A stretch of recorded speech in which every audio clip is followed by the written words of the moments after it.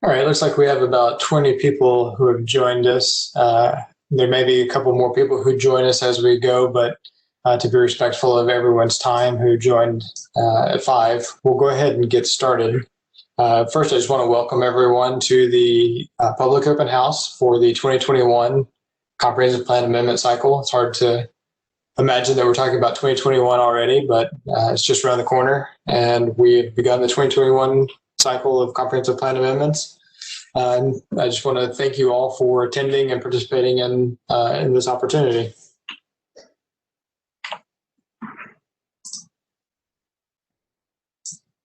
There's a couple of reasons why we hold this public open house, especially fairly early in the overall process.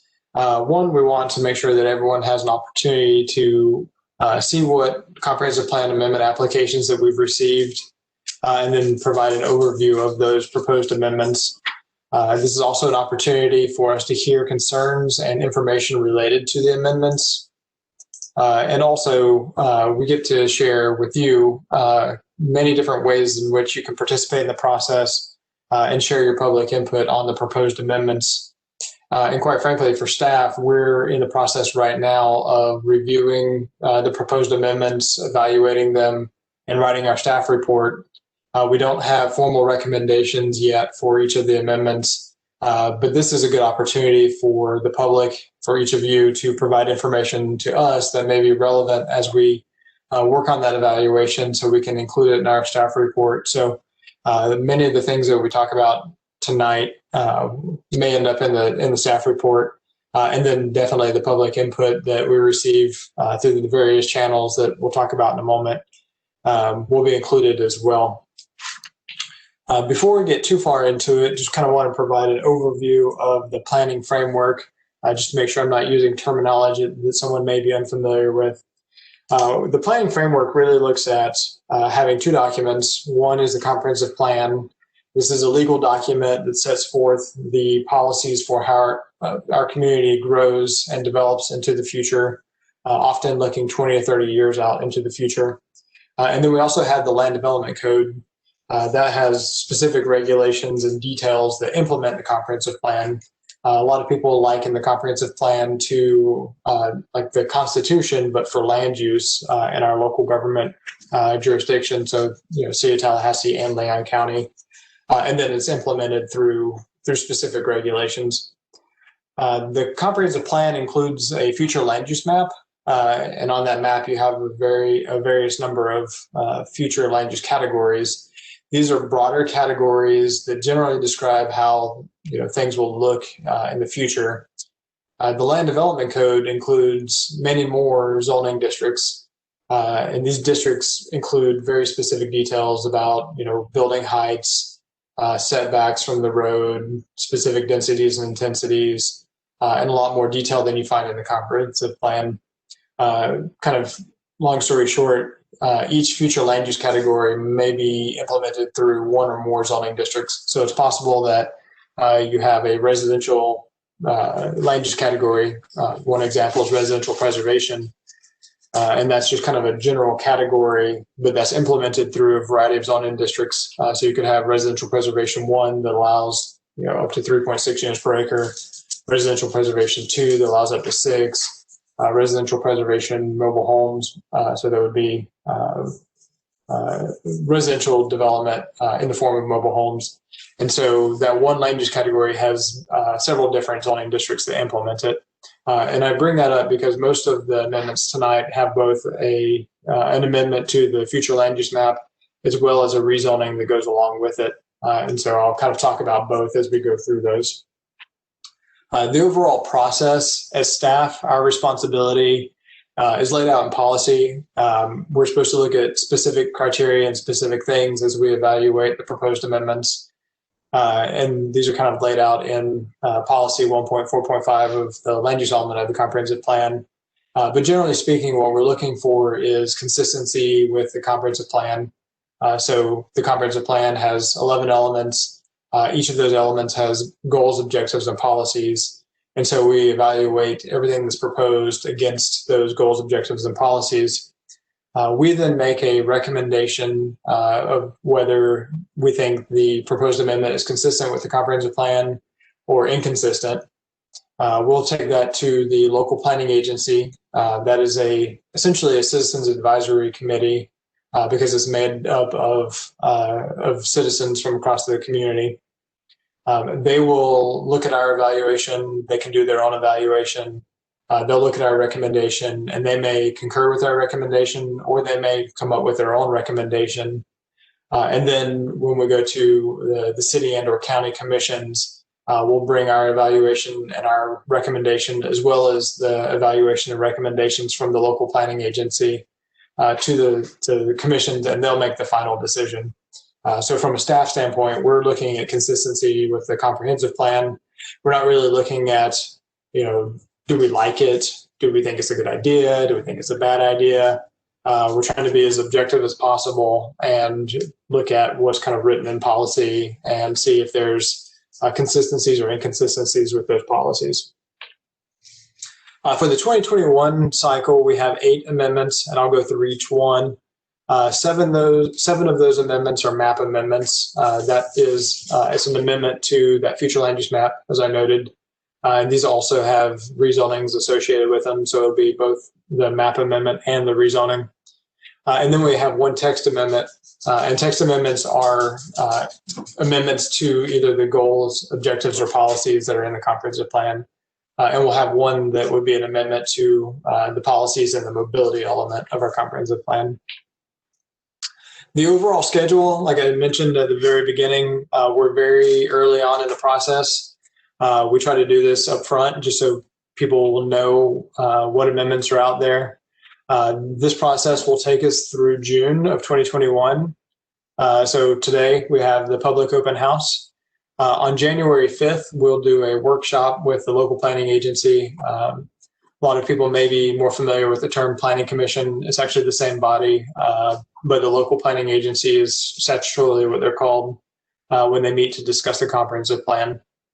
On February 2nd of 2021, we'll have a formal public hearing with the local planning agency. The difference between this and the workshop is that at the public hearing, citizens have 3 minutes to speak, provide testimony. The local planning agency will hear that, it gets put into the record, and then they'll make their formal decision. The workshop is more of an informal meeting where we provide kind of an overview of the amendments to them and try to answer questions or at least hear some of the things that we may need to go back and evaluate before we come back for the public hearing. On March 23rd, we'll do a similar workshop with the city and county commissions jointly. And then on April 13th, we'll do the first public hearing for the comprehensive plan amendments with the city and county commissions together jointly. If the amendments are what we call small scale, meaning that they involve 10 acres or fewer, this will be the adoption hearing for that. There won't be a second public hearing.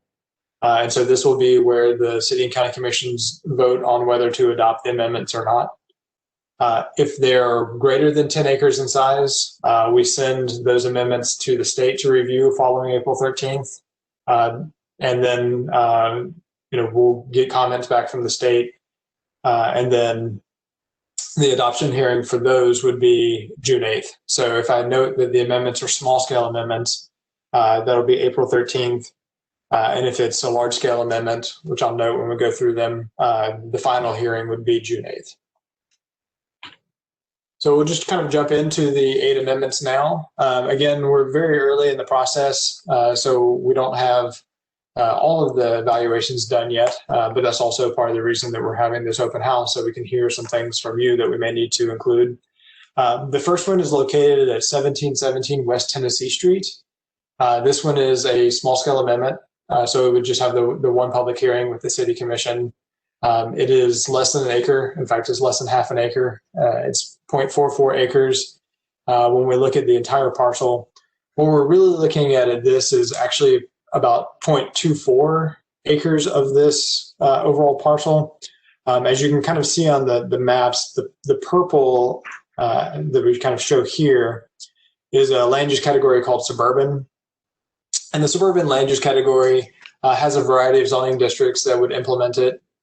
For the residential side of it, those zoning districts allow up to 20 units per acre, but it also includes a number of zoning districts that allow for retail, commercial, non-residential uses. And then the blue is a land use category called University Transition, or UT.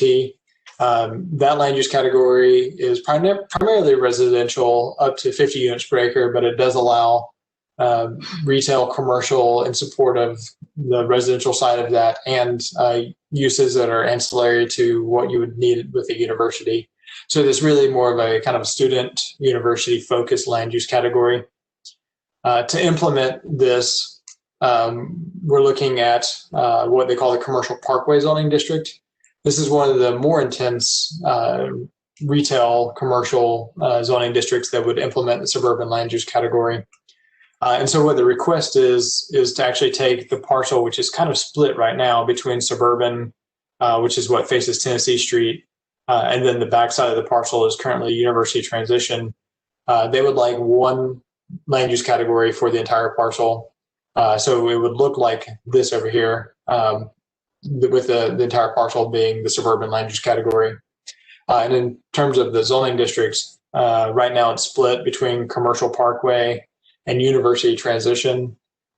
So what they would like is for the entire parcel to be the commercial parkway, which is kind of what you see adjacent to it. And just for reference, this site, I don't remember what it currently is. It's currently unoccupied, but I can't remember what the last use was. Previously, it was the original location of the Proof Brewery, and then next to it is Chick-fil-A. So if you're familiar with Tennessee Street, that's kind of a reference point to help. And then there's Tennessee Street and Call Street, and the parcel is kind of located between the two of those.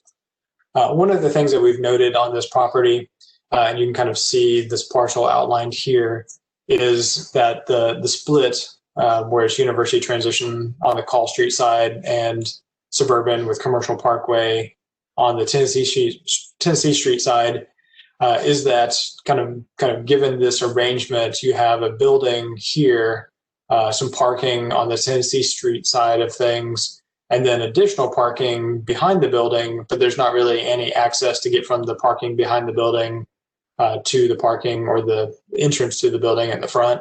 And that's part of the reason that they've come in and requested this amendment.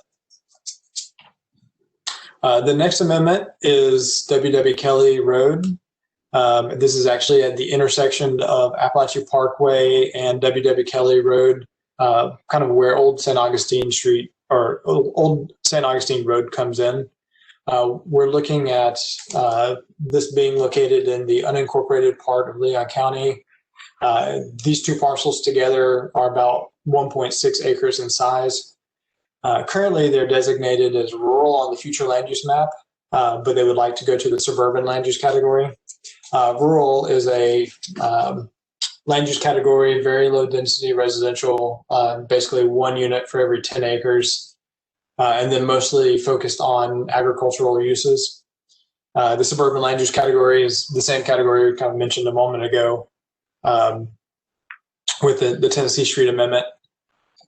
So they're looking to go from rural to suburban.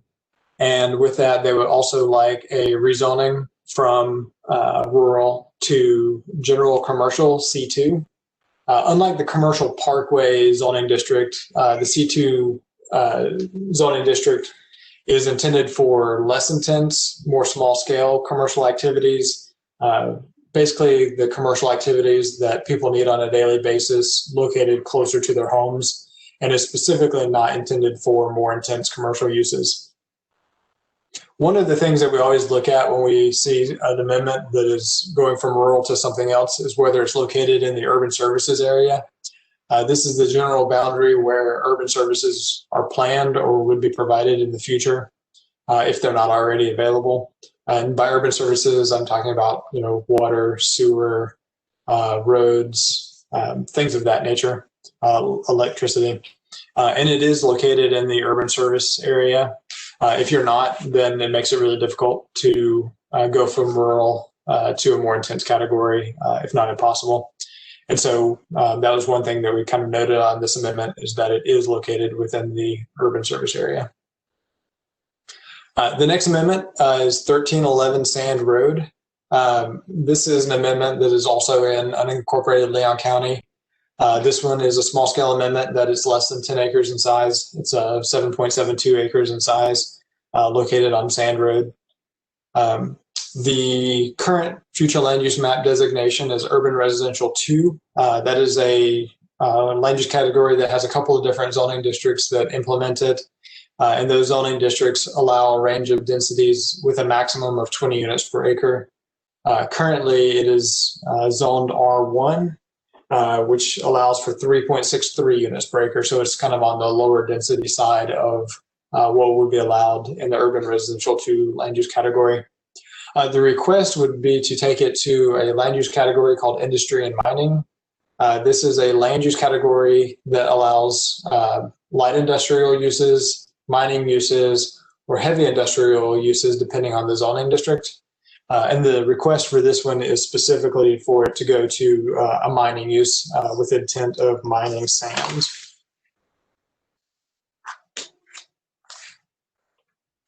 The next amendment is also in unincorporated Leon County, also small scale.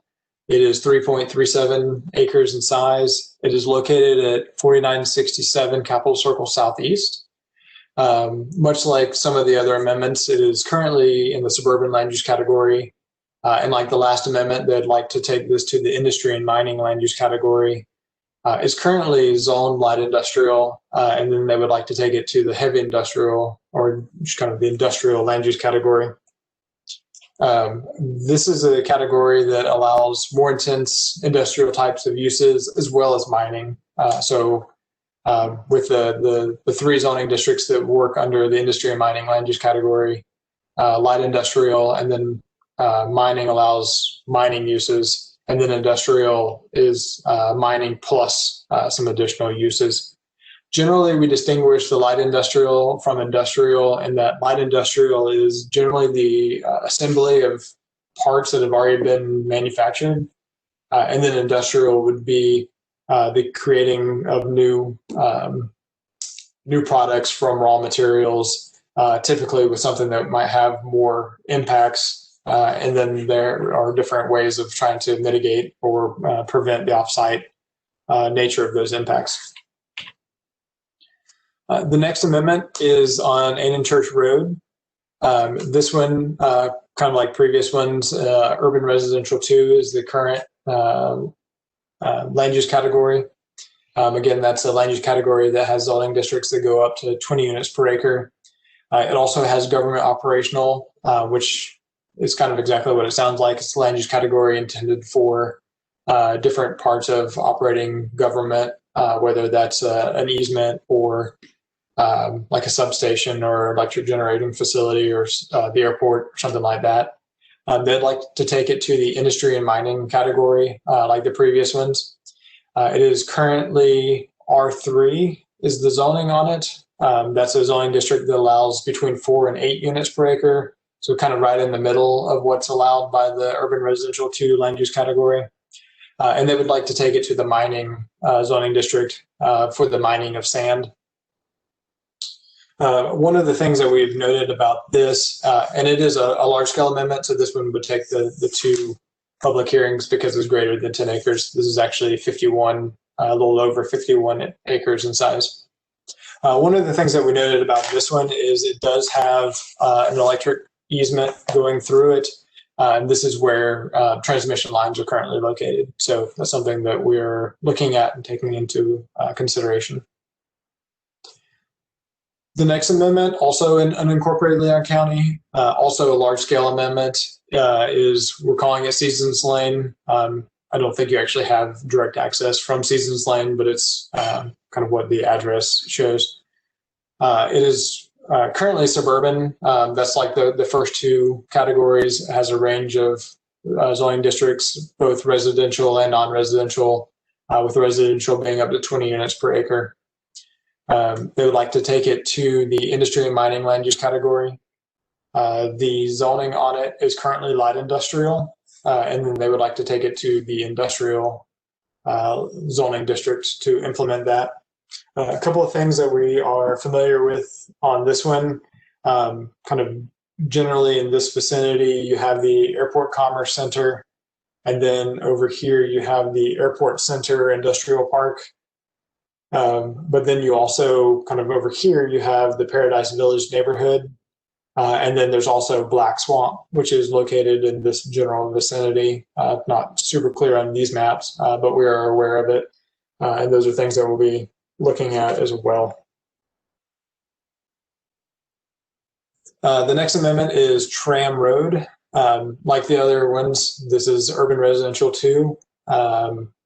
It also has a little bit of government operational on there, and a little sliver of residential preservation. That's another residential only land use category. The request that has been submitted to us is to take it to the industry and mining land use category. And with that would also be a rezoning. Currently it's R3. Again, that's the 4 to 8 units per acre zoning district. And then they would like to take it to the mining zoning district, primarily for the mining of sand in this location. A couple of things that we are familiar at this point with in our evaluation of it is there's an electric easement. That's what that government operational land use category kind of shows in yellow. There's also a number of hydrologic features on the site, including lakes, wetlands, and some swamp areas. Kind of surrounding it, we know that there's the Pebble Brook neighborhood is located over here. There's a Hollandale neighborhood kind of in this general area, as well as some other residential areas kind of generally surrounding the site. And then those are things that we'll be looking at as we are doing our analysis on this. That is the last of the map amendments. The text amendment that we have is to the mobility element. Earlier in 2020, the Capital Region Transportation Planning Agency, also known as the CRTPA, developed a bicycle and pedestrian master plan for Leon County. The CRTPA is a transportation planning government body that does transportation planning for Leon County, Gaston County, Wakulla, and Jefferson. So those are kind of the counties that make up the capital region. They developed a bicycle and pedestrian master plan for Leon County. They've previously done bicycle and pedestrian master plans for the other counties, looking at Wakulla County, Jefferson County, and Gaston County. This amendment would include a new policy, probably what's written on the screen. It could be tweaked a little bit as we go through the process, but the purpose of it would be to adopt that master plan by reference. So it's been adopted by the CRTPA board. This would be the city and county's way of adopting this by reference. And really the point of this is, many times when state or federal funds are used to implement an infrastructure project, such as a bicycle pedestrian facility, one of the questions that comes up is whether that infrastructure project is consistent with the local government comprehensive plan.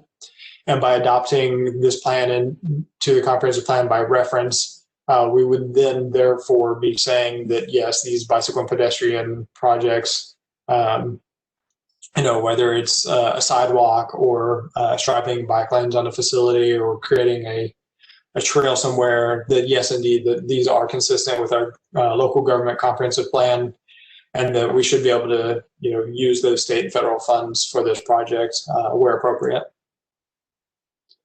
The overall schedule, as I kind of mentioned before, we're very early on. We'll be looking at this over the next couple of months. After this, we hope to finish the evaluation of it and have our staff reports ready to post online.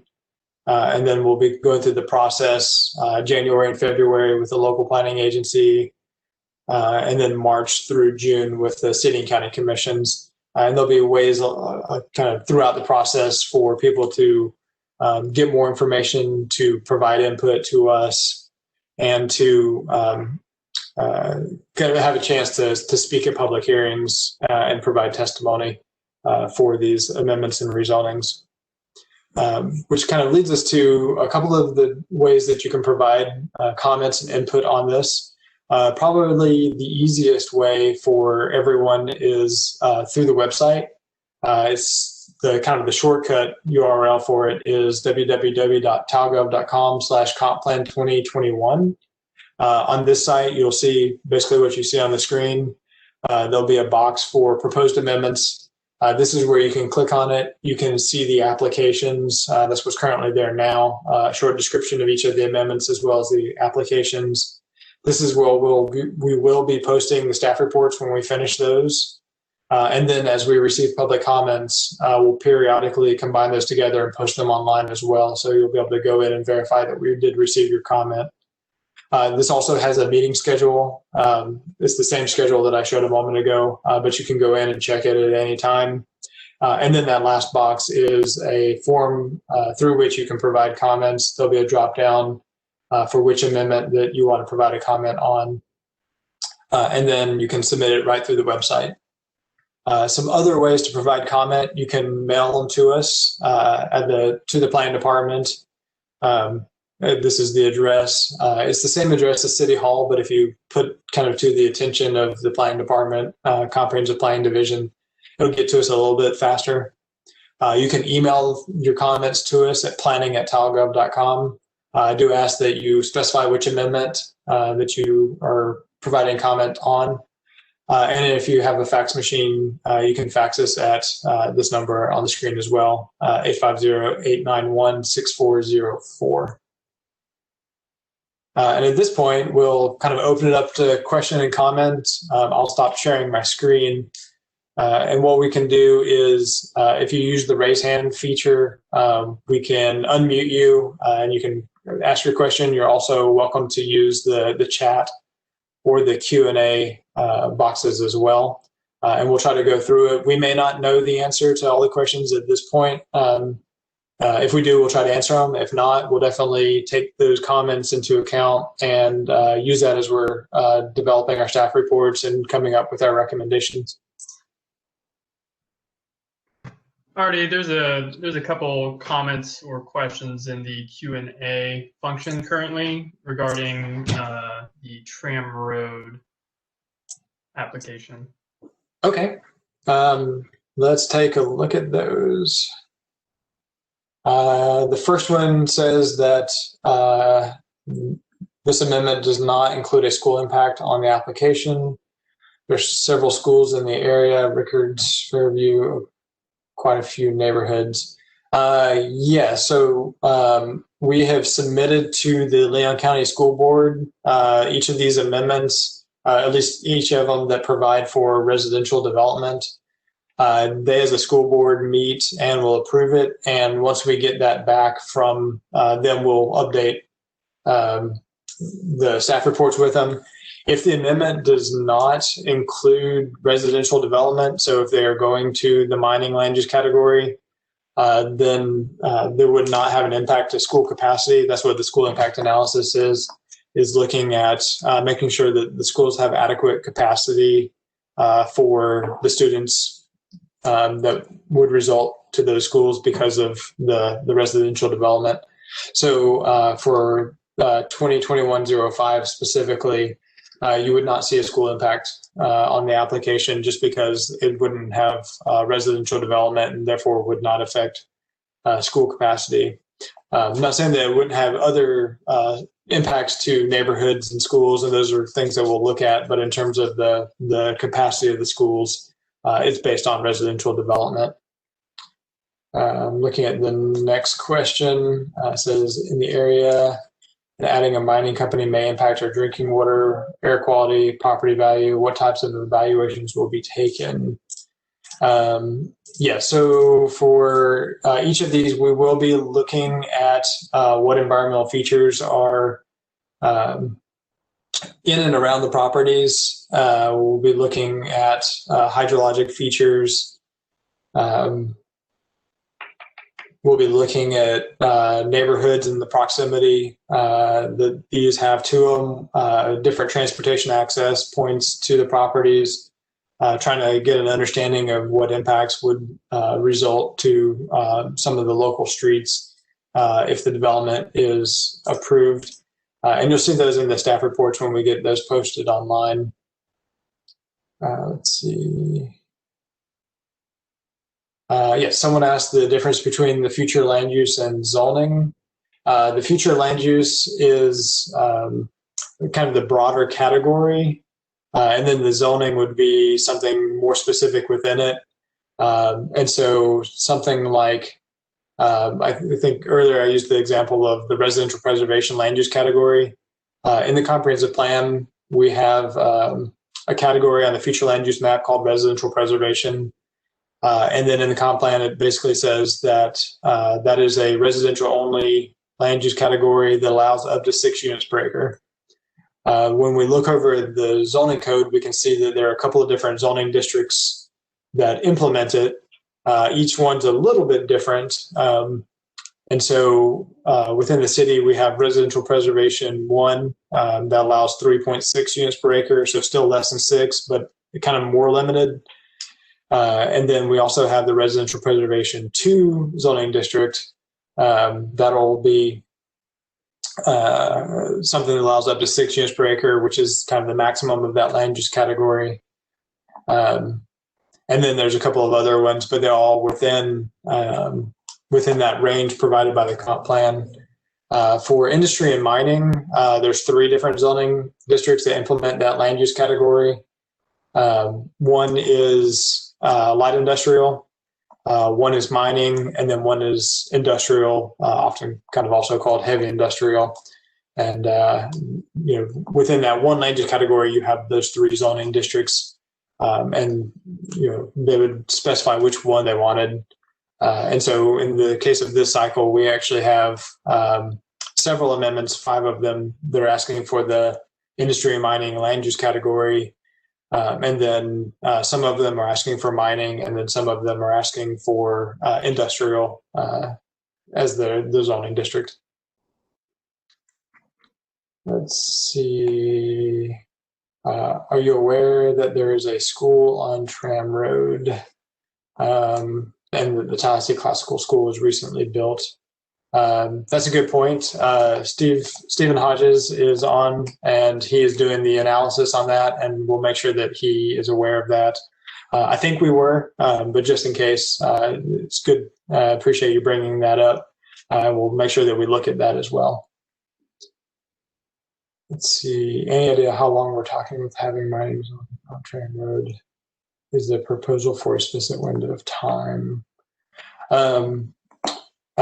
There's not a specific window of time. It would be, if it gets approved, it would take effect later this year. If the second public hearing is in June, and then it gets sent to the state, it would take effect about a month later, so July or August. And then it would be that land use and zoning until it's changed again. So there's not a specific window of time for that. Pebblebrook HOA is concerned about how this will affect property values. Understandable, and we'll definitely be looking at the adjacency of neighborhoods and the potential impacts of the amendments to neighborhoods. And so appreciate that comment.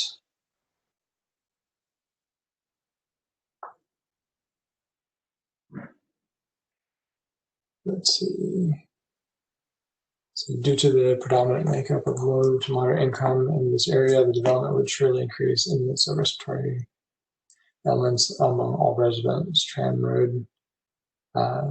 Okay, so we have a comment about potential impacts, respiratory. Again, Stephen Hodges is on, and he's taking note of that, and we'll be looking at these potential impacts as we go through. Let's see, you mentioned that communication between the county school board and school districts.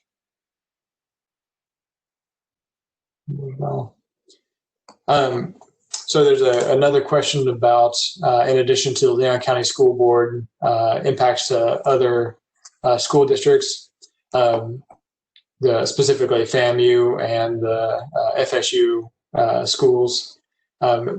Because we don't have any amendments that have residential development that would impact the FSU or the FAMU school, actually, we really don't have that many with regards to residential development, the cycle, which is a little unusual, but Oh yes. So the question is that I mentioned communication has been sent to Leon County School Board. There are two other school districts, FSU and FAMU DRS, that are not part of the Leon County School Board. Will the amendments get sent to them as well? And the response is that because they don't have residential development for the amendments this cycle, it's all retail, commercial, and then either mining or industrial. We won't be coordinating directly with them, though we are aware that the school, so we will be looking at potential social impacts and anything else that's in the comprehensive plan. But we don't generally coordinate with the schools unless there's a potential to impact their school capacity. What kind of noise and air pollution could be expected to come with industrial and mining zoning? That's something that we'll be looking at. Generally, when we look at light industrial, we would not be looking at offsite impacts. But with mining and industrial, those are things that we'll definitely be looking at. At this point, I don't know what we would expect, but they're definitely something that we'll be considering. The next question, are there any sand mining facilities currently in existence or operation inside of Capitol Circle? And it moves. Let me try to find it again.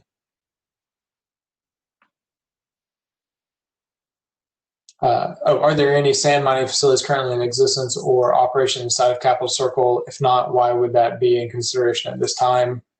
I believe there are some sand mining facilities inside Capitol Circle.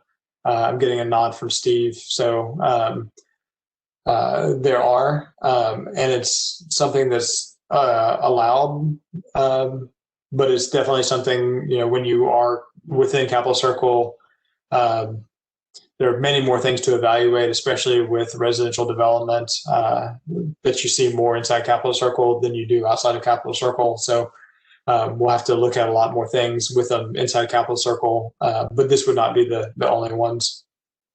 What does mining mean for water?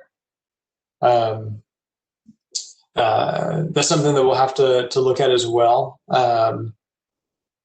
Generally, we have in the Land Development Code a number of regulations that have to be met with regards to water features and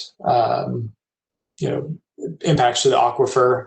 But that's given the sensitive nature of some of these, definitely would be something that we'll be looking at. And we'll kind of make note of that as appropriate within the staff reports for each amendment.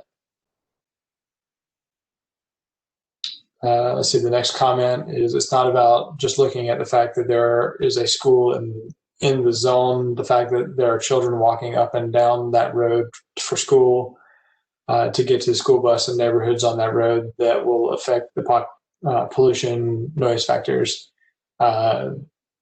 Yes, we very much understand that, and something that we'll be looking at. We do look at residential development as well as other uses in the vicinity, so that would include neighborhoods as well as schools and the sidewalks and things that connect those, and how this the proposed amendments would have impacts to that.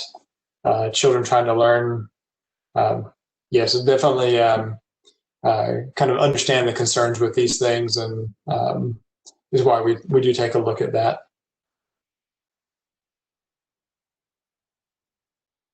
Is a specific company interested in this rezoning, or more than one, or is it just opening it up for more options so owners can sell it? I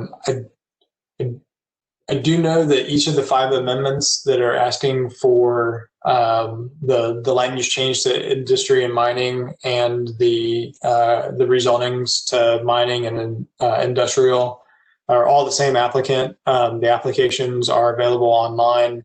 It's Mitchell Brothers. In terms of looking at options so the owner can sell it, they indicated that the intent is to mine the properties for sand. They are a sand mining company.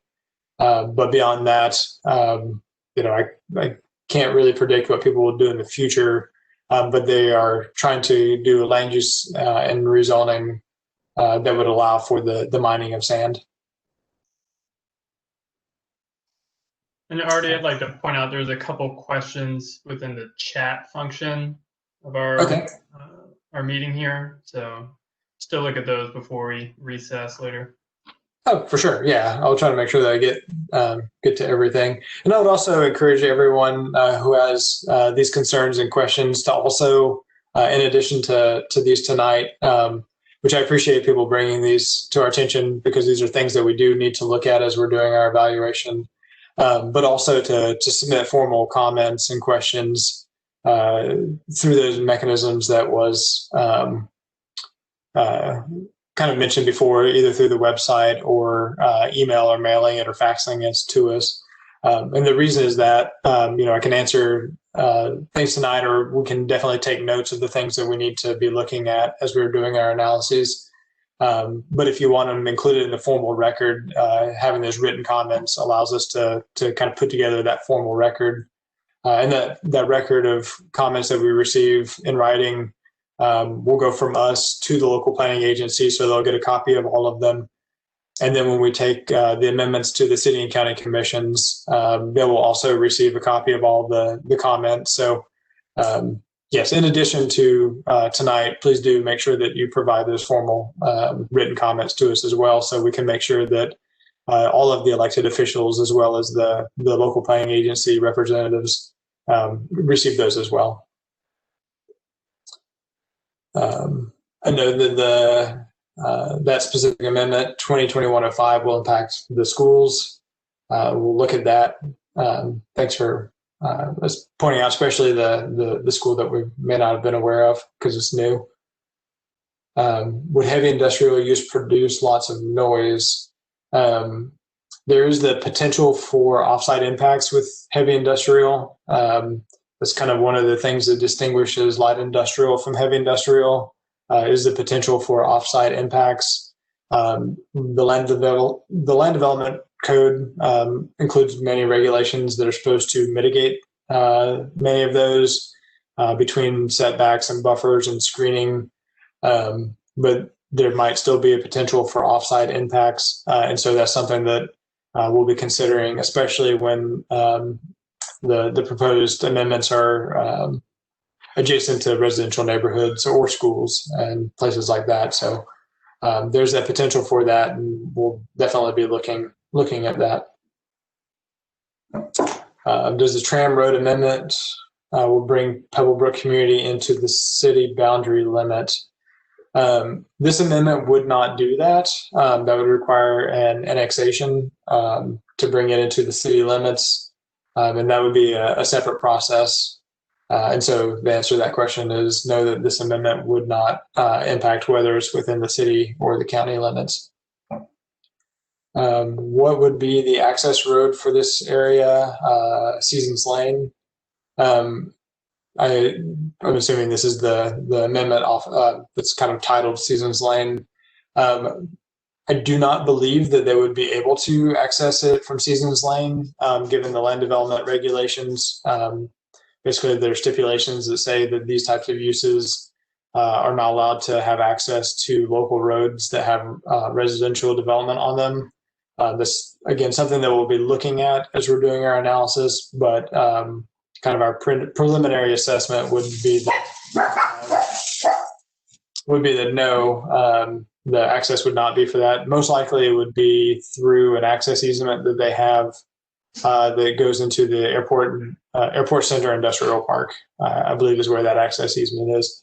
But Steve is going to make note of that, and we'll be addressing that in the staff report and the evaluation. Mining continues to be a dangerous activity, not only the accidents, but exposure to dust and toxins, along with stress from, my Q&A box moved. Let's see, where are we? There it is.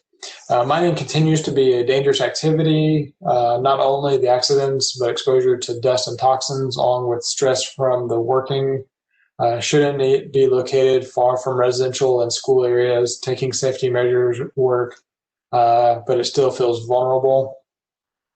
The comprehensive plan and the land development code do talk a number of places about the location of these types of uses and what can be adjacent to it and compatibility. And so we'll be looking at what the comprehensive plan as well as the land development code say about these types of uses and the proximity to other uses. And that's something that we'll be evaluating with the kind of understand the point that the danger of some of the different uses and the potential for impacts. And so we'll be evaluating that. So I think I appreciate that comment. Let's see, the next one, in addition to the hard structure schools on Tram Road, there's a lot more virtual learning and working from home in these neighborhoods that will be affected if a mining operation moves in across the street. This one is specifically regarding the Tram Road amendment. Yes, I definitely understand that. And that's why we'll be looking at the location of residential development in proximity to the proposed amendments, and so we'll be looking at that. But I think kind of an emphasis on I'm here working from home because of COVID, and because of that, there's also a lot more people going to school virtually, and even before COVID, there was kind of an increase of that. So definitely understand that, and we'll be definitely looking at that as well. Does the report address impacts on property values? Where can we find the report once completed? Generally, we do not really look at changes to property values, just because the Leon County Property Appraiser has a lot of different things that go into how they calculate property values, and a lot of those things are really difficult to predict. But we do understand that having different uses, especially kind of more industrial uses in proximity to residential uses, has a potential for property value impacts as well as other types of impacts. And so that's part of the reason why the comp plan and the land development code talk about compatibility between the uses and things like that. So, while we won't necessarily have an evaluation on property values, we'll definitely be factoring in the compatibility and the proximity of especially neighborhoods and residential uses to other uses. And that website that I mentioned a moment ago, the www.talgov.com/compplan2021 is where the reports will be. So we'll post those. And as we go through the schedule, we update it each time. So, when we do the workshop with the local planning agency, we'll hear the questions that they may have and update the staff report and post a newer version on there. When we do the public hearing with the local planning agency, we'll incorporate the comments and the recommendation from them as well, and post a new one. So I would say check back often and see updates to the staff report. We'll try to get them up as soon as we can. And kind of following this meeting, we'll take a look at many of the things or all of the things that have come up through this process. And we'll start receiving we've already started receiving comments through the website and through email. And so we'll be incorporating those, and those will be on that website as well. So residents in the Pebblebrook community do not agree with the rezoning of our neighborhood from residential to industrial. Noted. And I would say if you could also provide either individually or on behalf of your, if you have a neighborhood association or homeowners association or some other kind of organization like that, providing comments both as individuals and as that neighborhood organization, either through the website or in writing or via email, we'll make sure that's incorporated. And we know that kind of where you stand on it, and we'll make sure that gets conveyed to elected officials as well. I think that's the ones that were in the Q&A. Was there anything that missed, Jacob, before we go over to the chat? Yeah, I think if you just want to head over to the chat and see what folks are concerned about there. Okay. We can bounce back over to the Q&A afterwards. For sure.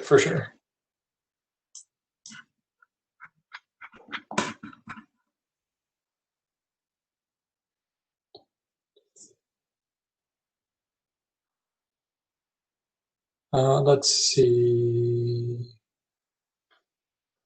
Tram Road amendment will directly impact to all residential areas with mining uses. How residential can get more information about this impact? I'd say the best way is to go to that website, and I think Jacob posted a link to it. If not, he can post one to everyone.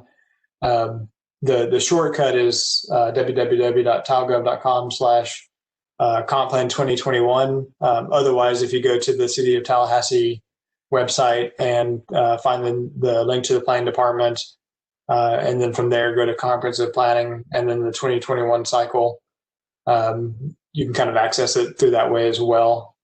And right now you will be able to see the proposed amendments, a summary of each one, and the applications that we received in the planning department. But we'll be posting more and more information as we are prepared to do so. And that would be really the best place to find that information. Let's see. Making sure I get to the next one. In the past, have areas been rezoned to industry and mining from urban residential 2? There have been cases, I'm trying to remember if it was specifically urban residential 2 to industry and mining, but I know that there have been previous amendments that go from a category that allows residential development or is only residential development to an industrial or mining use. Stephen actually had, Hodges, who's on here as one of our staff, actually had one off of Tower Road, I believe 2 or 3 years ago. I don't remember exactly what it was and was to. And so there is a precedent for it, but it's one of those things that we do look at a lot of the different factors related to that. And sometimes there are areas that are designated something like urban residential 2 that have previously been a mine or been operating as an industrial site. And we go back and try to figure out, why they were designated urban residential 2 to begin with. If it makes sense for them to be urban residential 2, and that's what they should have been, then we may have a situation where we don't recommend that this happens. And so we don't have formal recommendations on these yet because we're trying to finish up our evaluation of them, but wanted to make sure that we had this first so we could hear other concerns and make sure that we're taking into account some of the things that come out of this before we finish our evaluation. But there's been times in the past where we've recommended approval of those, and then there's times in the past where we've looked at something and recommended denial of it, given the situation. So when you see our staff reports get posted in the next couple of weeks, we'll have a recommendation from staff on there as to whether we think it's consistent with the comp plan or not.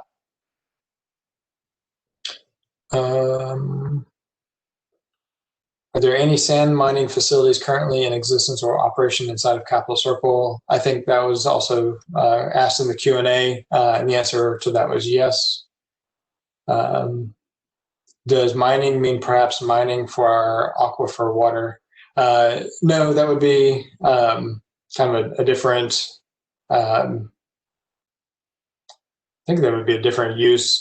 This would be specifically mining of sand in these cases, but potentially in Leon County, it would be sand or clay or other metallic type of materials.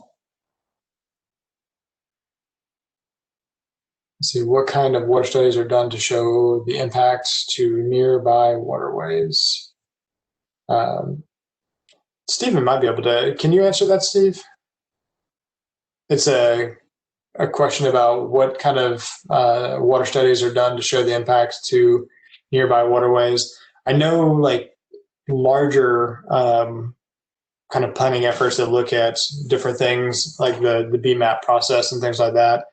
I will also note that Steve is the staff person for our Water Resources Committee, and they do take the amendments to the Water Resources Committee for consideration as well. And so Steve may be able to kind of talk to that process a little bit. Artie, the Northwest Florida Water Management Study, the Northwest Florida Water Management District did a study of groundwater recharge and found that the area that the Tram Road amendment is located on is in an area of high recharge. So I don't have a copy of that report, but I do have a reference to it in the staff report, in the draft staff report at this time. Again, the Leon County Water Resources Committee is a citizens committee of 7 citizens who are knowledgeable about water resources. They will be looking at this amendment and the others, and they will, if they so choose, they can issue comments to staff, and we will include that information in the staff report as well. And anybody can contact me if they want more details on this. We are still writing the staff reports and still doing our research at this time. Excellent. Thanks, Steve. Yes, definitely. If there are people who have additional questions, or if you think of something that we need to take into account after this meeting, definitely feel free to reach out to us as staff. You can reach out to us individually, or if you just reach out to the planning@talgov.com, that can get routed to us as well. Looking at other comments.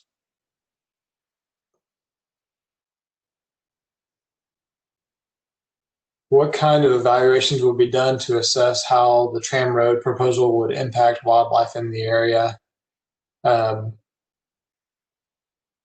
are a couple of different things that we look at in terms of the environmental assessment that we do, and the existing land use would be one that kind of tells us what's there now and would help provide some indication of what kind of wildlife impact would be in the area.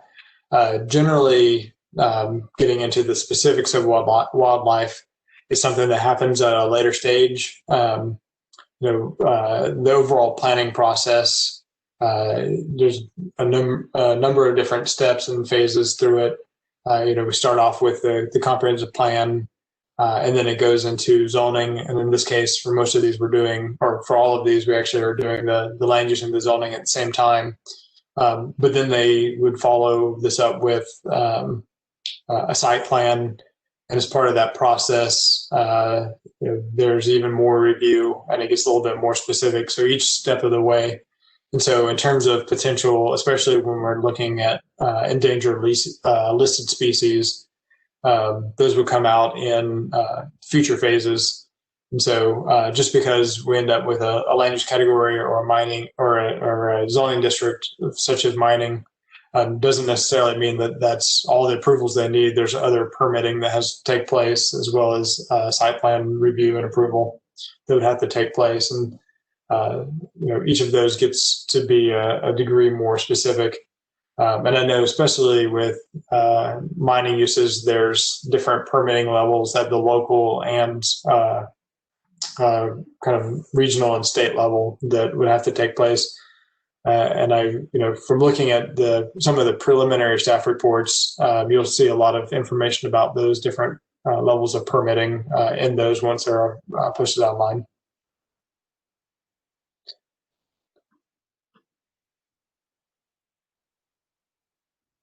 Let's see, the next one was answered in the Q&A.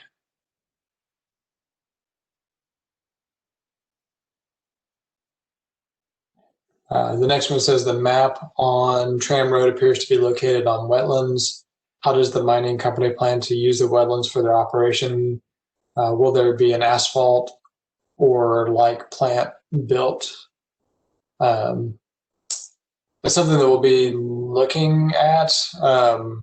We did note that the Tram Road does have a lot of hydrologic features, different lakes, wetlands, some swamp areas, and we'll be looking at what you can and cannot do in those areas based on the land development code regulations, and that's something that Steve specifically has a lot of background in, and we'll be kind of looking at that closely.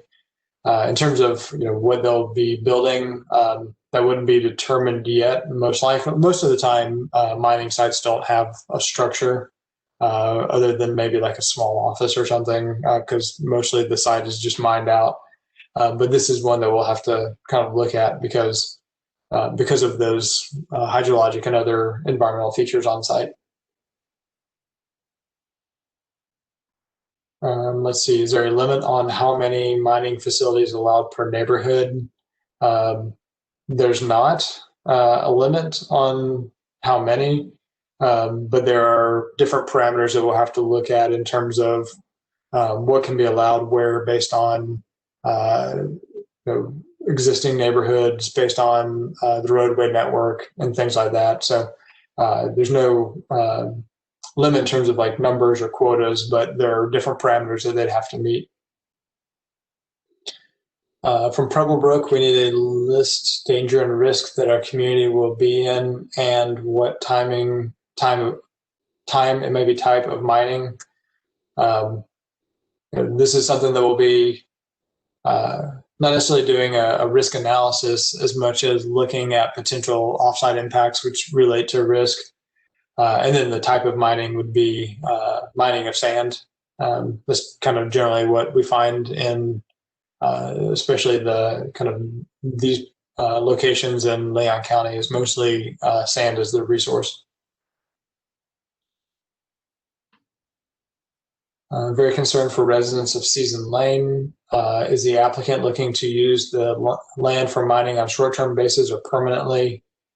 Could the applicant use the land for landfill use?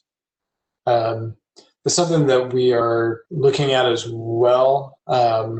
Each zoning district allows different uses, and some would allow landfill and some would not. And we'll be kind of reaching out to the applicant on this very topic, actually, because it kind of came up as a question that we had as we were working with the county's growth management staff. And so I don't have an answer for that right now, but just other than to say that it's definitely something that we're looking at. Steve, you have something? It's my understanding under state law that mines are required to have a reclamation plan, which means that they bring in fill dirt, perhaps construction debris, not trash as we know it, but they are required to eventually reclaim the land. But I'm still doing research on that one too. And just to add to what Steve was saying, under the mining zoning category or zoning district, landfilling is a prohibited use. That's a good point. Let's see. And then I have a question. Are we only discussing Tram Road right now? No, we're actually discussing any of the 8 amendments. I think Tram Road and Seasons Lane are kind of the two that I see most of the comments on. Is kind of the biggest concern on those two. But I'm happy to take any information that we can, or if I have answers to the questions, answer them for any of the amendments. Let's see, do we have any other Q&A that I've missed? I don't see any. I have someone with their hand raised in my attendees list. Sandy. Okay. Do you want to, can you unmute them and see if they have a question? I think you're the only one that has that power right now. Okay. Let's see. All right. Hello. Can you hear me? Yes, we can hear you now. Oh, okay. So I live on Westview Lane, which is in between Enon Church Road and Sand Lake, where they're trying to change it to a mining area. And we actually already have on Enon Church Road a landfill. So there's quite a bit of concern because they're directly behind our houses. One of the on Enon Church Road, when you look at that map, they're directly behind our houses. And so there's quite a bit of concern as to the impact that it's going to have on our neighborhood because we do have children here, we're families. We are still looking for some development, like, you know, some type of recreation, some sidewalks, and places for the students, our children to catch the bus, because right now is very limited. So I'm really concerned along with some of my other neighbors as to how, you know, we feel like we're going to just be kind of enclosed and entrapped, you know, if there's more mining and we don't know if that land would be reclaimed enough where we can continue to have this as a residential area, or if it's going to impact us in such a way that maybe we might have to leave. And you know, not to mention, like, can you go back to residential after mining? We just have so many questions.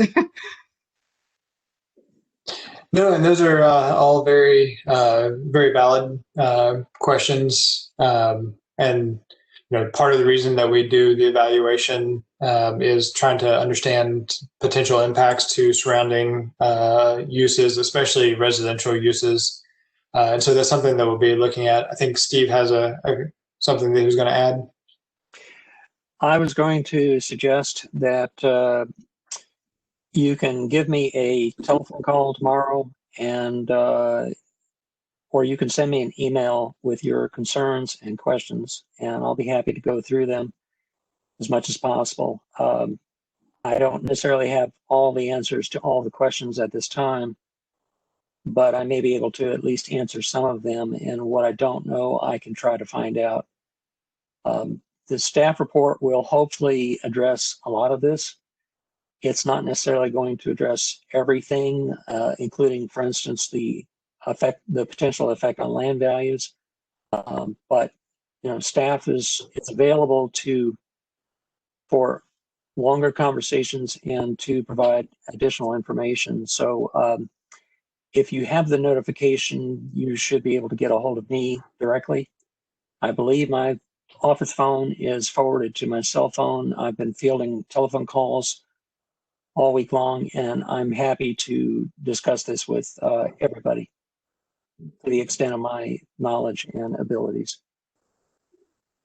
And if you don't mind, Steve, would you drop your contact information, and you can add mine as well, into the chat so people have it in case they've misplaced their notice? Sure. And then Jacob could add his as well. And that way people can reach out to us directly as well.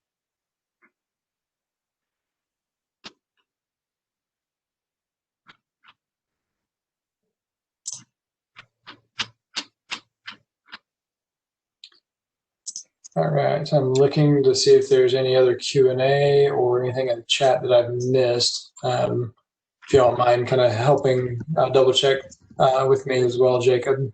Yeah, I'm not seeing any further questions in the chat or the Q&A.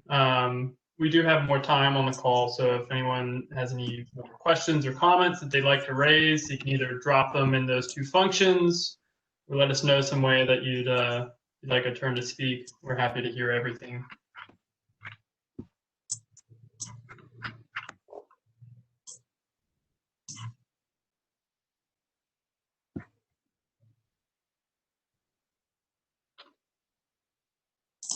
I'm going to go ahead and share the screen again with the different ways that we can take public comment and put it in the record formally. So let me see if I can bring that up, and that way everyone has it and has an opportunity to write it down.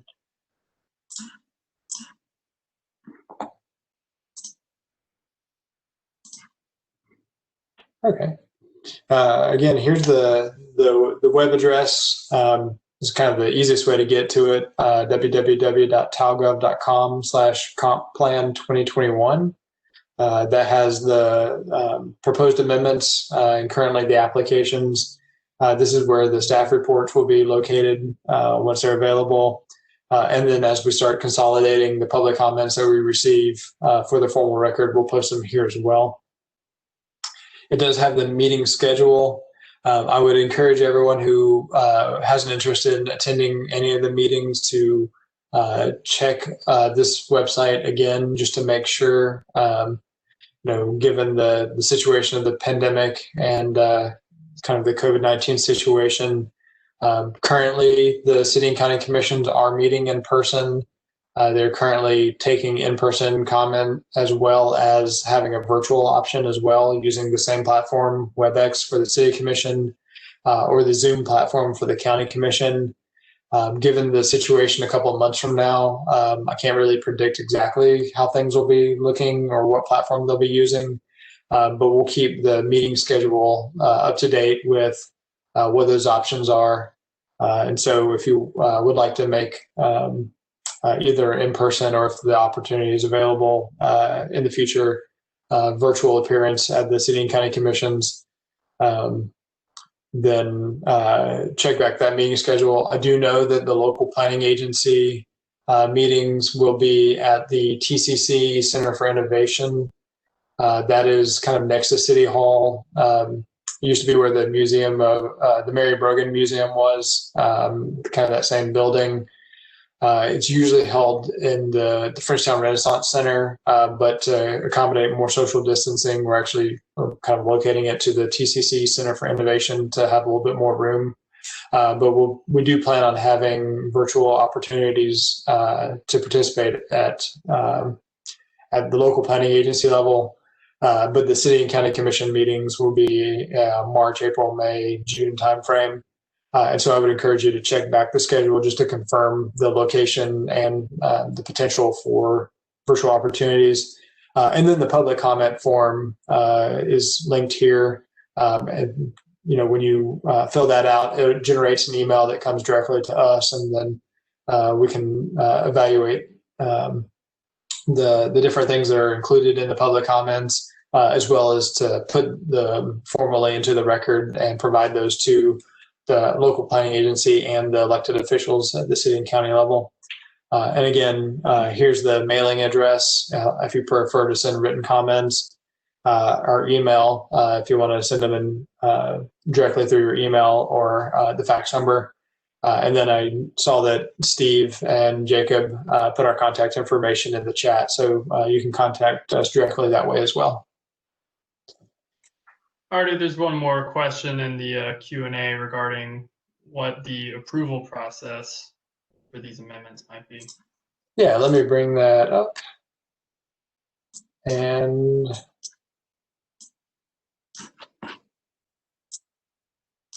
okay, so the approval process. So it kind of goes through a number of steps before it gets there. Staff, that's us, me, Jacob, Steve, Julie was on earlier. We'll do the evaluation kind of based on what's in the comprehensive plan. We will come up with a recommendation as to whether we find this consistent with the comprehensive plan or not. It then goes to the local planning agency. They will also make a determination on whether they believe it's consistent with the comprehensive plan or not. And then it goes to the city and county commissions. If it's in the city limits, and currently the only one that we have this cycle in the city limits is the one on West Tennessee Street, it would go to the city commission. All the other ones will be voted on by the county commission. And so for the ones that I noted that were small scale, or the ones that are 10 acres or less, they would have the one public hearing, and then the county commission would vote on whether to approve or not. If it's the larger scale amendments, the ones that are greater than 10 acres, which I know is the Aenon Church Road and the Seasons Lane one, those require two. And so the process for those is they'll do the first public hearing, the county commission will vote on whether or not to send it to the state for further review. The state has 30 days after they receive it to provide comments to us on what the state finds potentially in conflict with state statutes and significant state resources. And then it goes back to the county commission again for a final vote at that second public hearing. And each of those public hearings does include public comment. So they'll receive everything that we put in writing, as well as anyone who wants to provide spoken comments at those meetings. And then once it's adopted, it gets sent back to the state, whether it's large scale or small scale, it will get sent back to the state. And then there's a challenge period of about, I think it's 31 days. And if it's not challenged, then it takes effect.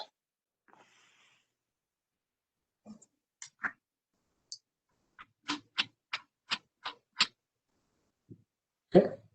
Any other comments or questions?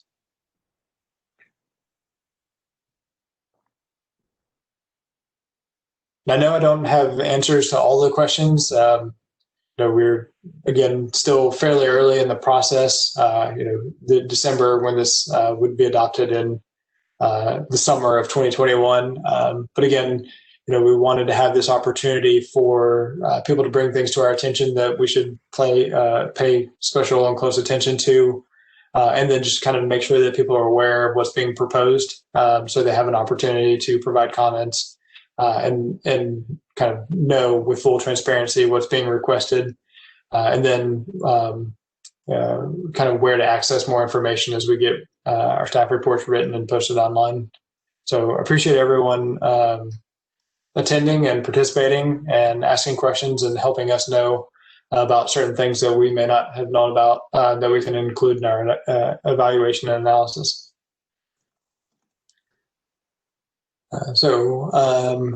Any other comments or chat before we conclude? Do you see anything, Jacob? I do.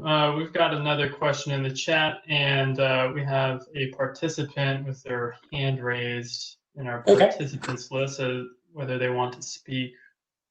Let me stop sharing this so I can kind of see more of that. Okay. Let's see. You said there's one in the chat.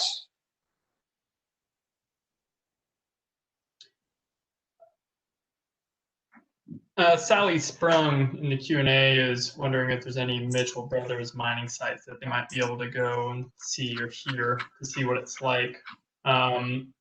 I believe there are some in Leon County. I'm not sure exactly where they are at this time. I can answer that. Okay. There are several large active mining sites. I'm not sure exactly who owns which one. On the west side of Aenon Church Road, which is out on Highway 20, and it's south of Highway 20. It's not. I'm sorry. It's maybe a mile or two west of Capitol Circle, so it's not that far out. It's pretty easy to find on a map or with a GPS. But those are active mining sites. There's also one north of Lake Munson and just directly south of Capitol Circle, southwest. There are more both in the city and the county, but those are some that immediately come to mind. Yeah, and if you reach out to Stephen Hodges, again, his contact is in the chat. You can kind of talk through that with you and help you understand where some of the different mining sites are. And then we can kind of look and see who owns them, because off the top of my head, there's a couple of different companies. Then they operate different facilities kind of throughout the county, mostly in this general area because that's where the sand is located. But we can provide some assistance with that as well. Yeah, I'm going to post a link in the chat for the Florida DEP's mining mitigation website, they have a map on the front page there where you can zoom into Tallahassee and see the locations of permitted mining sites in the area. Okay. I see a question about where to submit public records requests to. It would depend on whether it's the city or the county. I imagine because there's only one city amendment, that would be the county. Do you know where that is, Stephen, the public records for the county? If not, I can reach out to you, Keith, and provide you a link to the right entity. Let me make a note to look that up and send that to you. Because off the top, I know for the city, it's the treasurer clerk's office. I'm not sure what the county's version of that is, but I can definitely find that for you. Let me. Artie, if you have your participants list open, we do have a hand raised. Okay.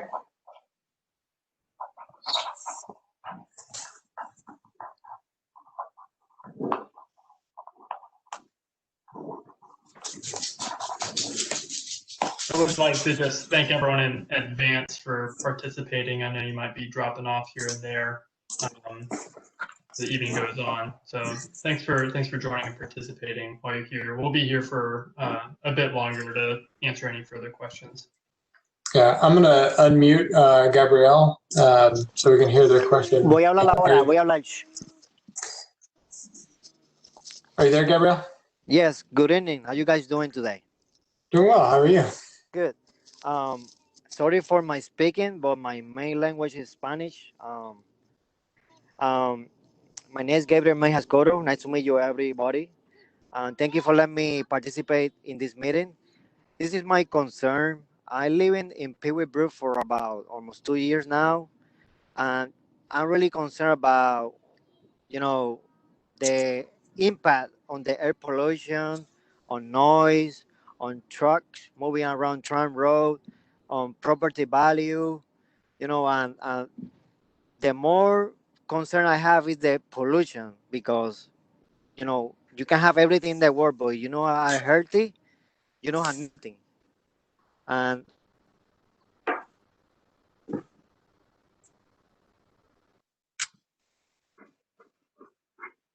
my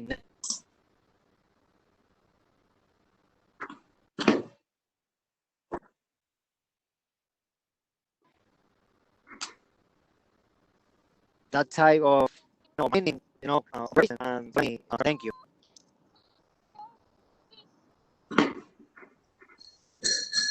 Thank you, and we understand those concerns, and we'll be doing our evaluation, kind of looking at potential for various types of impacts. So, appreciate you bringing that up, and we'll be looking at it. Let's see, do we have anyone else, Jacob? At the moment, I don't see anyone else lined up in the participants list with the question. Steve answered a question in the Q&A. You might want to read that out regarding mining sites and other residential areas. Yes. Oh, yes. There are residential areas either adjacent to or nearby these areas that have been proposed for the mining land use category and zoning, and that information will go into the staff reports. I also did a quick search at the Leon County's website for public records requests. I did post a link in the chat, but you can also go to the county's website, and there is a search bar across the top, and just put in public records and it will come up. Thank you for looking at that. Let me see if Keith is still on. Yes, I see that Keith is still on. Keith, if you could check the chat, you'll see the link that Steve provided for your question about public records. Steve, you might need to repost that to all attendees in the chat.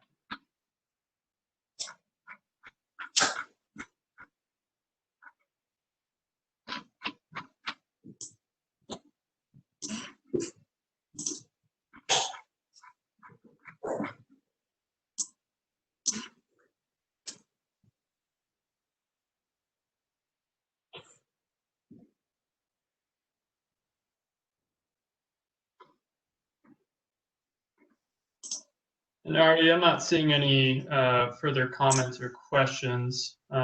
Folks, we will be on for a few more minutes. Make sure that we're available here to assist you in any way that we can. So if you have any questions, comments, concerns, do drop them in the Q&A function of our meeting here or in the chat, and we'll get to them promptly. Yeah, and I think I misspoke when I said that it was in the chat. Steve originally posted those in the Q&A, the link to the Lane County Public Records request. So it should be there as well. Let's see, question about what are the risks of cancer when these plants are built. That is not something that I know, or I'm not sure that we'll be able to gauge. Steve can respond to that. I think he raised his hand.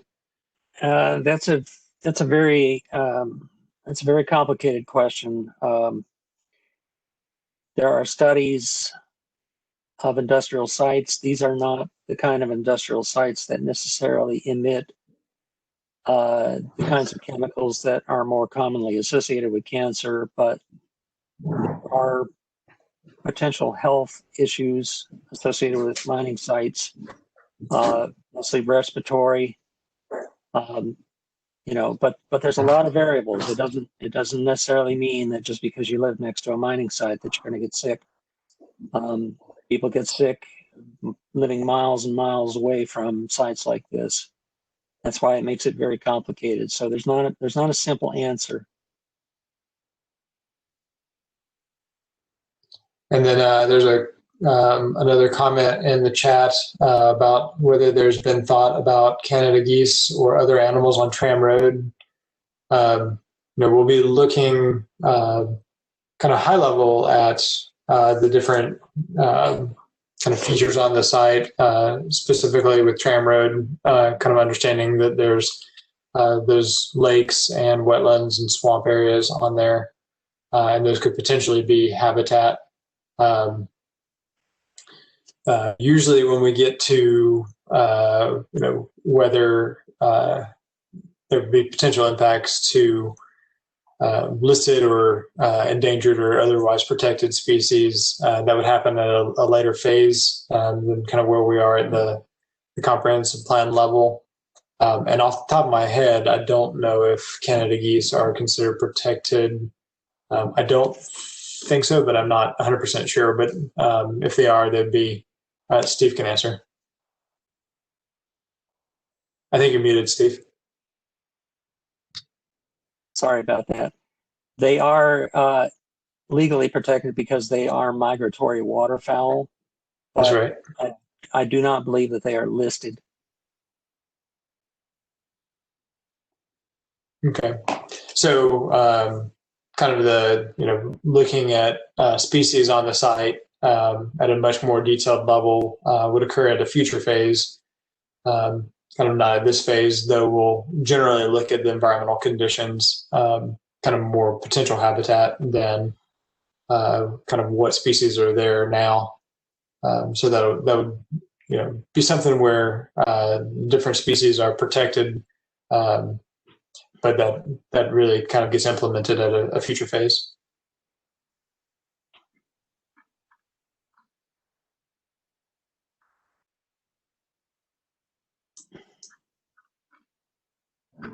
Let's see, do you see any other questions or chat or hands up, Jacob or Steve? We've got 3 extra questions that I can see in the Q&A function. Okay, let me expand that and see if I can get to them.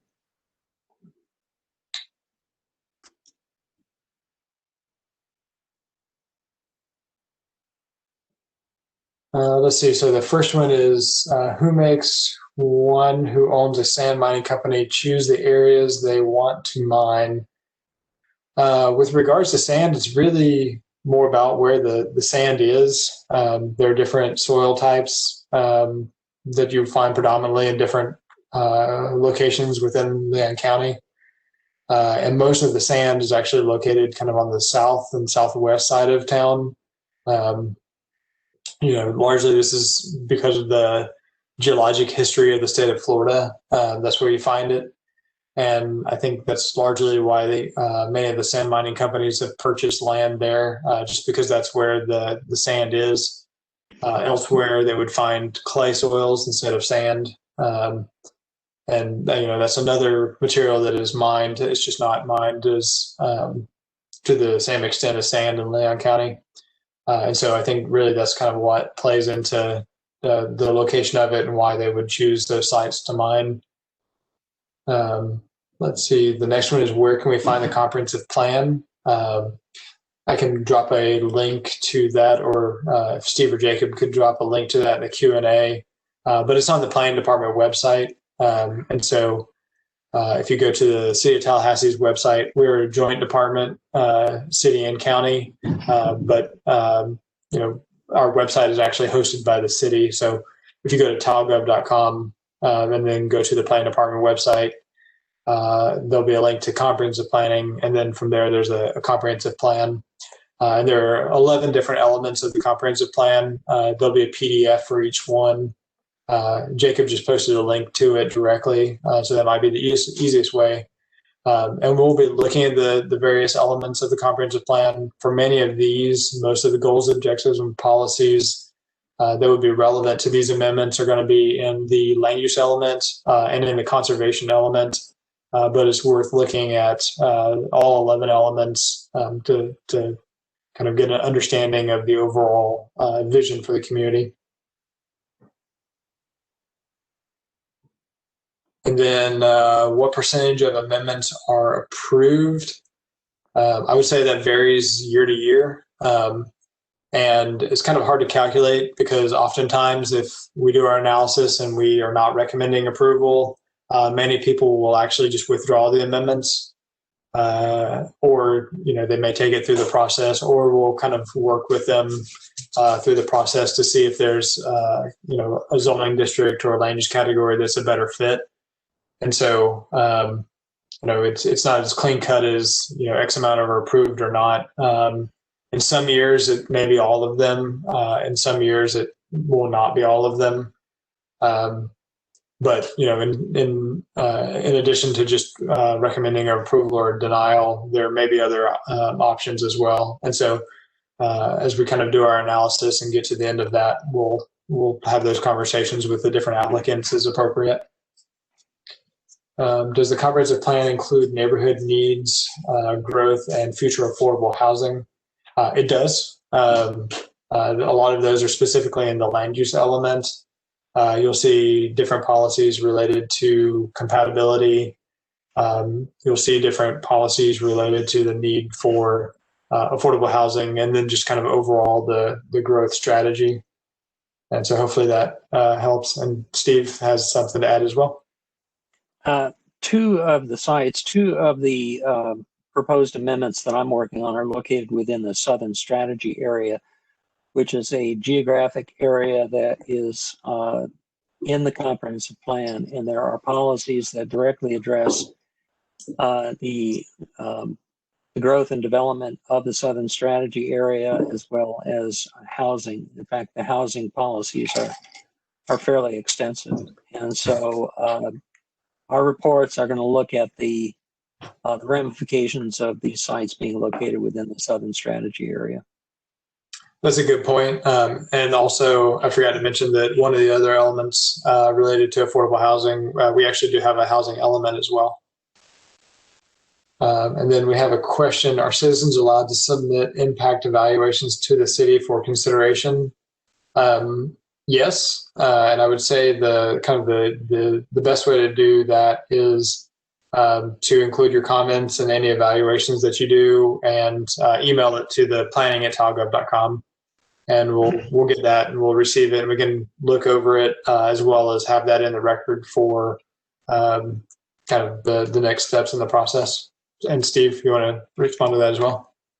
Artie, there was a related question earlier about who to send petitions to in case a neighborhood wants to do a petition.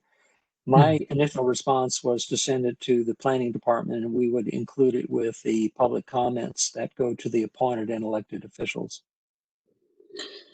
That would be, I agree. I think that's the kind of the way to ensure that it gets put into the record formally, and that each of the elected officials gets a copy of it. And you can submit kind of those individually or on behalf of neighborhood association, homeowners association, other community group, kind of a group of citizens. You're always welcome to reach out to the elected officials, but we always have to be careful with sunshine ramifications. And so that's part of the reason why we encourage people to submit them to us as part of the formal record. And that way we can make sure that all elected officials get copies of it and we can avoid any potential sunshine law implications with it. And we'll also be posting the citizens' comments on the website with the staff report and update it periodically as well. So you can have a level of comfort that your citizens' comments were received and are available to everyone, and will get included in the packet that goes to the elected officials. You have something, Steve? Artie, there's a related question. Is there a guideline on the format or number of petitioners? To my knowledge, there is not. No, there's not. I would say that, in terms of format, it can either be like a letter or something that you attach to the email and send to us, or it can be in the body of an email, or if you want to have something that is written and signed and mailed to us, all of those would be included. So really the format is what's most conducive to the comments being provided. And then there's no limit or anything to the number. It can be, one person, or it can be an association of several hundred people. And you can also do both. You can submit comments individually and as part of a group. So it's really kind of up to what people feel is most appropriate in terms of their comments. But they will definitely be included in the record, and we'll make sure that everyone gets a copy of them.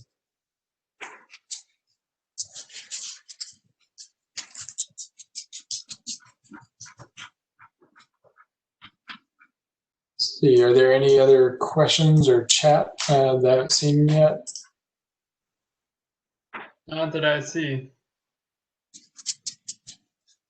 I see a comment in the chat. I think it may have just come to me privately. It says the comp plan for Oak Ridge sector is not in sync with the sand mine operations. I think Steve and I were talking about the Oak Ridge sector plan earlier, and we'll be taking a look at that as well. So I appreciate that coming up as being something that we need to look at.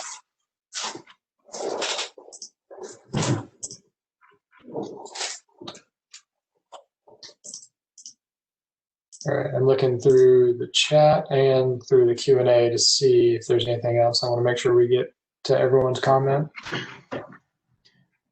The question in the Q&A that we answered previously, but appears that our attendee may need it answered once more. Which one is that? If you could help me. What makes one who owns a sand mining company use the areas where they want to mine?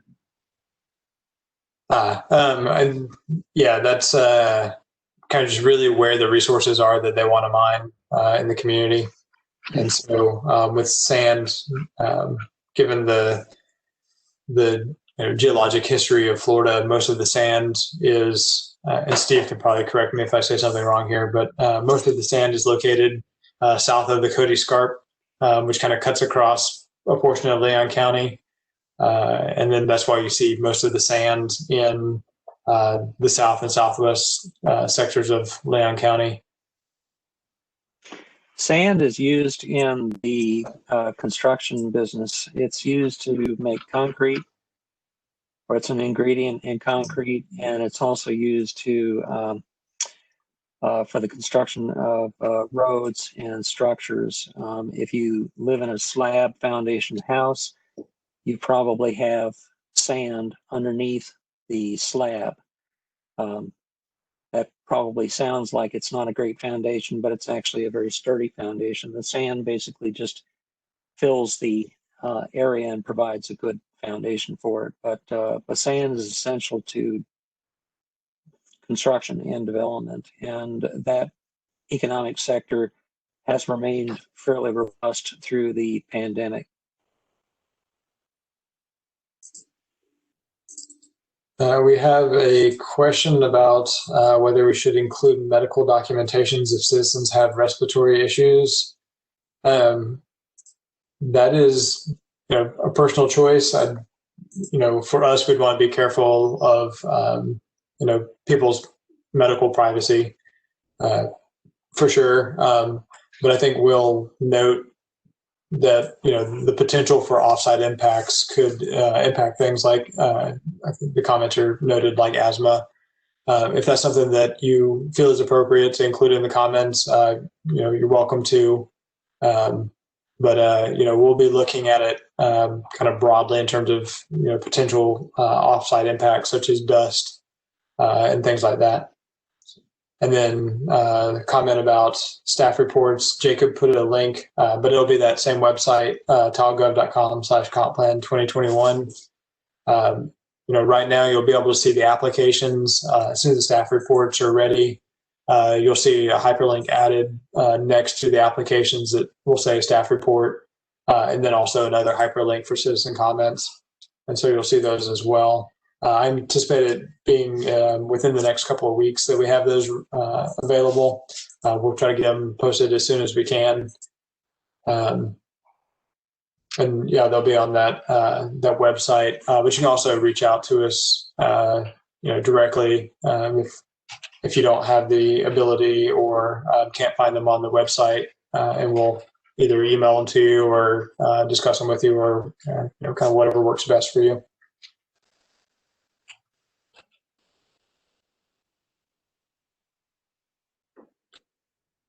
Let's see.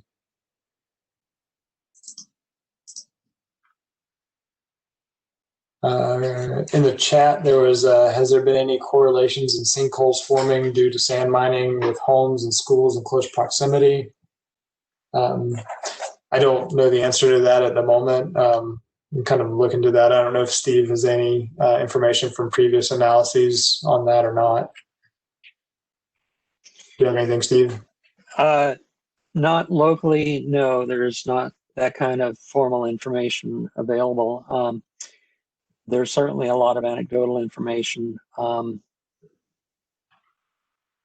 We have a pretty good sense. I have a pretty good sense of what the offsite impacts are, and I'm going to try to describe those in the staff report. I did process a sand mine land use amendment and zoning about 2 years ago, and learned a great deal in the process. And I know that part of our environmental analysis will be looking at karst features, including sinkholes that are kind of in the area. So we'll be looking at sinkholes and karst features, but in terms of the correlation, that might take a little bit more looking into if there is an answer on that.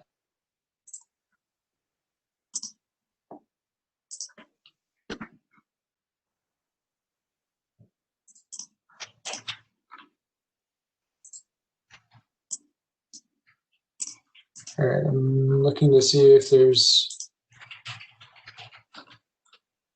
I don't see any hands up.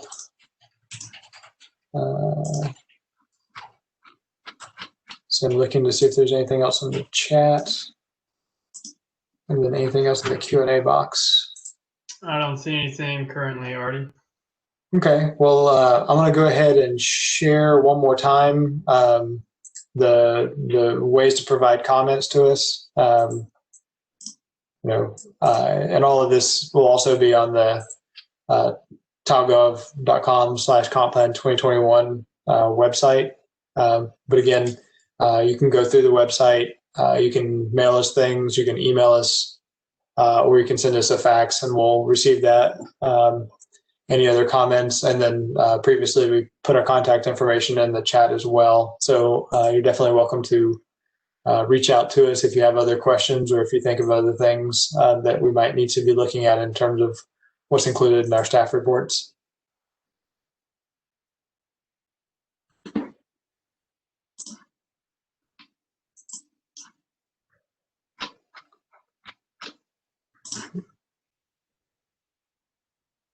Okay, and I guess with that, we'll do a last call for questions.